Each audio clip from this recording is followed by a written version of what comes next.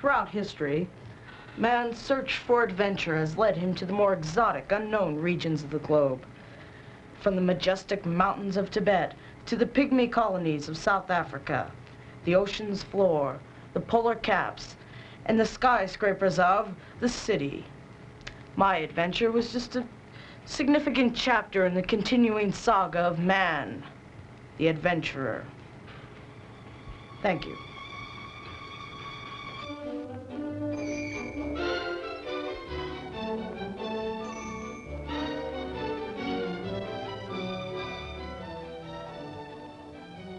Mike, Larry, and I left for work in a limousine heading to the Salt Lake International Airport. We left at 6:25 p.m. on a flight to New York, where Franny, an old friend, awaited our arrival. We slept on her floor the first night there. When we awoke, New York was at our feet. New York in the fall, the paved streets, the quaint little shops. We were really excited. This is Franny's apartment house. She lives here. We grew up in Salt Lake City together. Franny had a late morning cigarette. Mike and Larry went to visit relatives, leaving Franny and I alone together. She showed me the car she bought. Here's my new car, Billy. Well, it's not very new, but it's mine.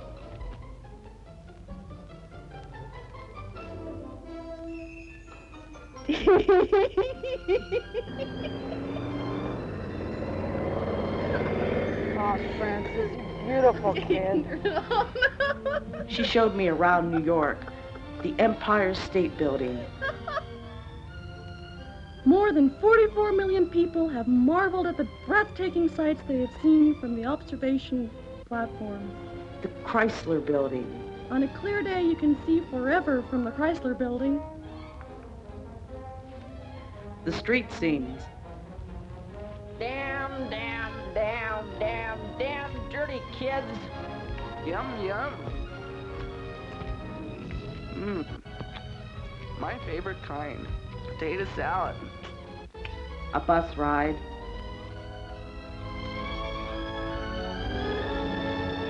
And Park Avenue.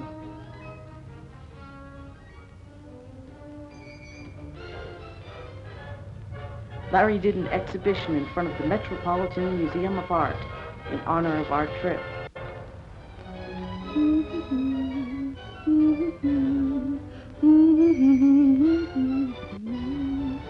Here's her Aunt Zena. Here's Franny's favorite thing, looking up. I like to look up into the sky. It makes me high, and God knows why.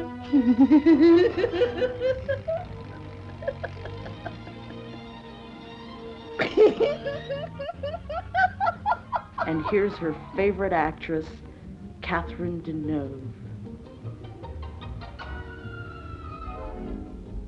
We went to the Jim Roach exhibit at the Whitney Museum. It was neat. I was surprised the film turned out this well. He uses all kinds of things like rubber baby alligators, dimes, corn, and seashells in his art. Franny and I shared a kiss, a wave, and a goodbye again, but it's never for long.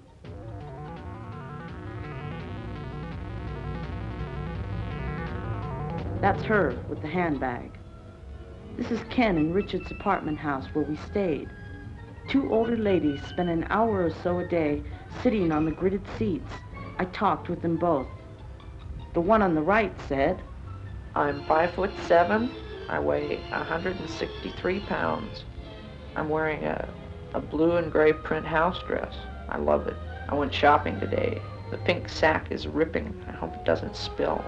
And the one on the left said, You know, my dog is in love with a tennis ball, and we spend these marvelous autumn days out letting him chase it. Well, now, let's see. I'm over 40 and overweight, and every day we go out and throw the tennis ball. This is one of their doors, covered with pictures.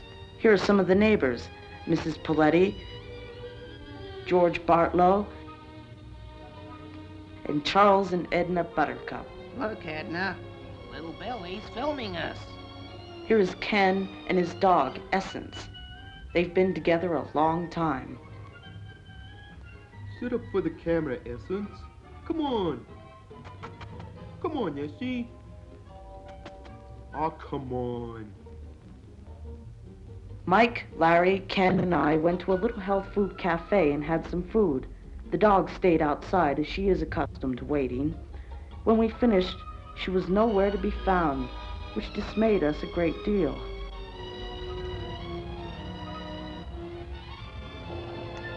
Excuse me, Ken, while I reload.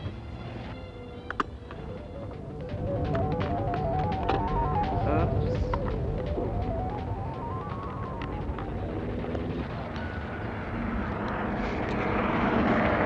I don't know where that might be.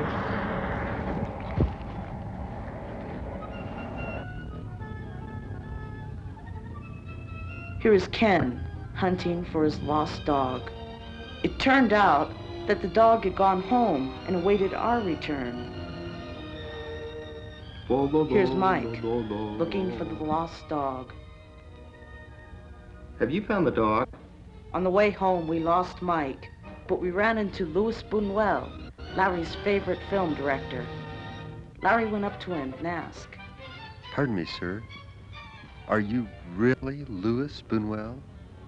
He answered, No, I am his twin brother.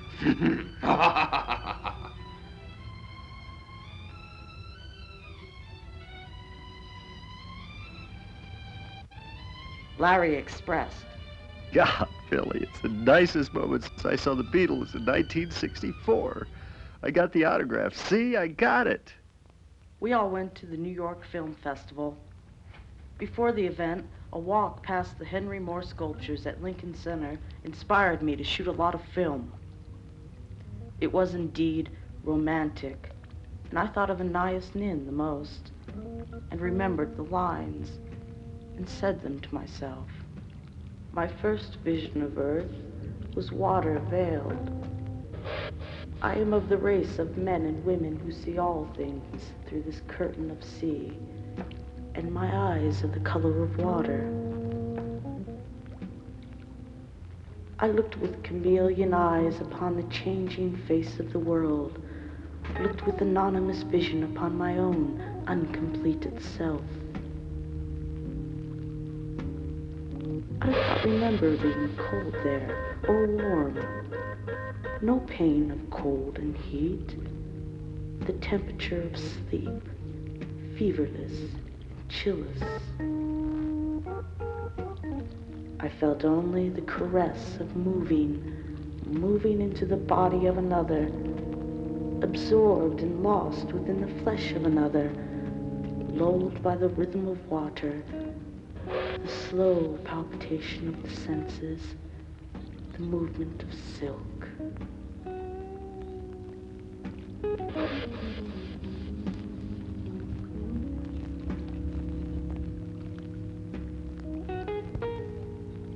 This is really a nice place to be.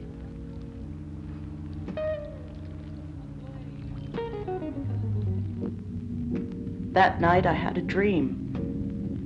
As I remember, Larry was moving, dancing, touching, a place I knew well. I realized it was Kansas I longed to see. It was Kansas I longed to touch.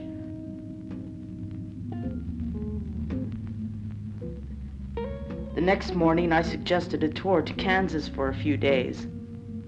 Mike and Larry were ready to go.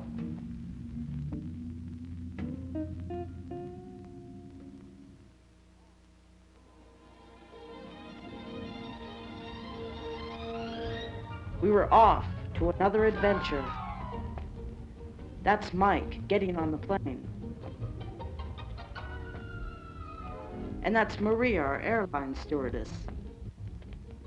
We were swept away. We landed in Hays, Kansas. That's Bill, one of my old roommates.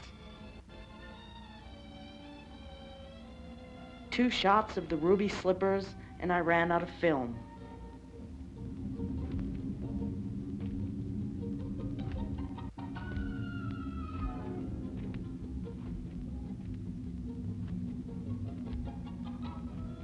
We made it to Waukene, Kansas, my hometown. It was a quiet Sunday morning.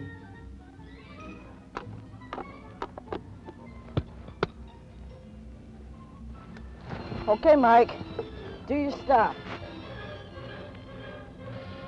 Mike did an exhibition in the main city intersection in honor of our trip.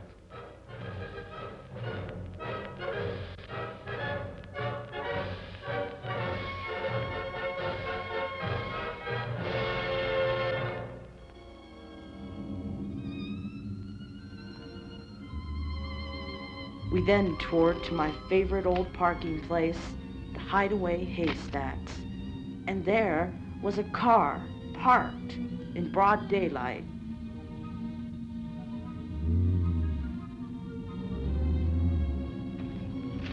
We snuck up on it.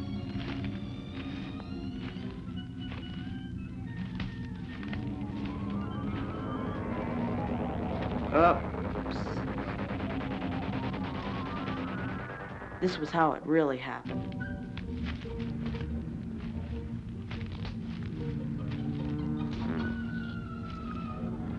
Oh, Francois.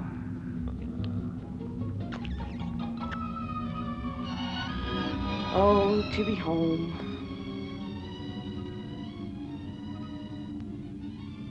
There's Mike and my dad.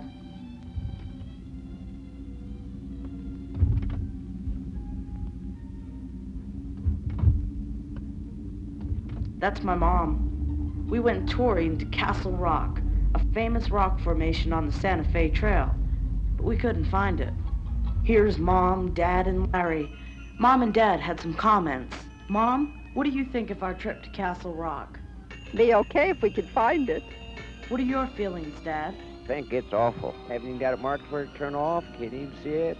I don't know why they advertise it and don't have anything marked. And besides, the roads are just terrible. They should be paved or oiled or something.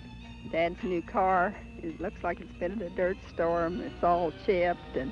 I can see now why the farmers' cars always look bad when they come to town. We went to the Garden of Eden in Lucas, Kansas.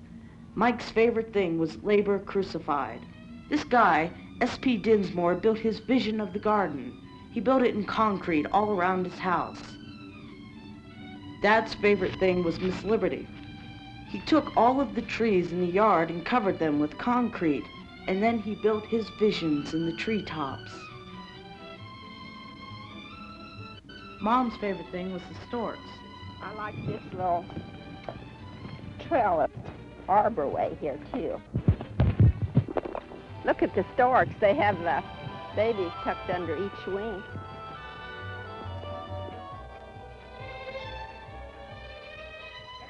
Yeah, Mother, this here makes me, I like this real well because this makes me think of somebody else I know real well. It was time to go. I took one last picture of all of us. Mike, Mom, Dad, Larry, and me. I wanted to stay longer. After a good night's sleep, off again. Our adventure was coming to an end. We would soon be back in Salt Lake City.